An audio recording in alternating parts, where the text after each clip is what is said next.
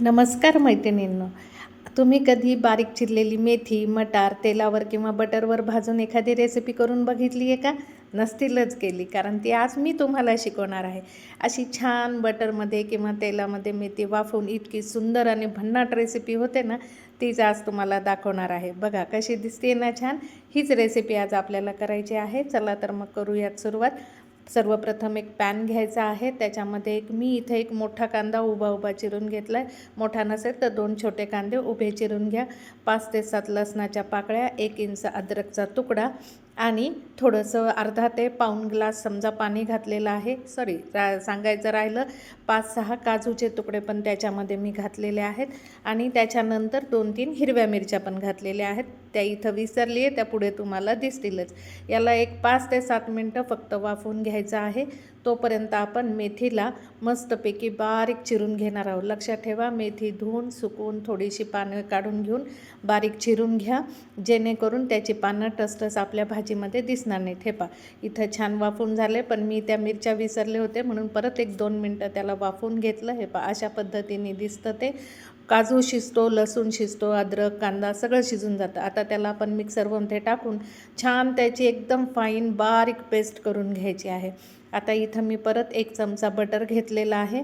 या बटरमध्ये आपण जी एक जुडी मेथी बारीक चिरलेली होती ना, ती घातली आहे आणि साधारण 1 वाटी ताजे मटार घातलेले आहेत. मटार सध्याला खूप छान येत आहेत. त्याची भाज्या जितक्या कराल तितक्या कमी होतात. हे पहा, अशा छान ती परतून घ्यायची.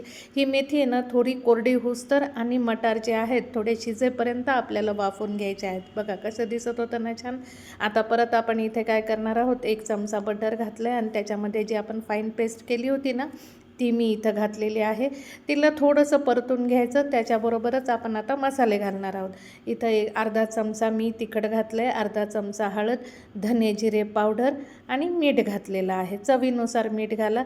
तिखट नाही घातलं तरीही चालेल, कारण आपण मिरच्या ऑलरेडी घातल्या, पण मी कलर पुरतं फक्त म्हणून थोडंसं मीठ हे तिखट घातलेलं आहे.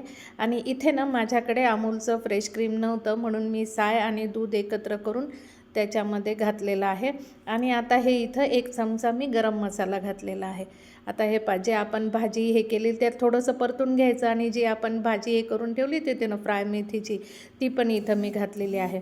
आता त्याच्यावरती ना एक छानसा छोटासा तडका करायचा आहे. नाही केला, सगळं ऑप्शनल आहे, नाही तुम्ही तडका केला तरी चालेल. मी इथं एक 4 ते 5 काजूचे तुकडे घेतलेले आहेत आणि त्याच्यामध्ये ना कलरसाठी म्हणून एक काश्मीरी लाल मिरची मिळते बघा, ती थोडीशी घातली, कारण त्याच्याने ना भाजीला रंग, वरचा जो तडका असतो ना हॉटेलमध्ये मिळतो तसा छान दिसतो. बघा किती छान दिसतं ना.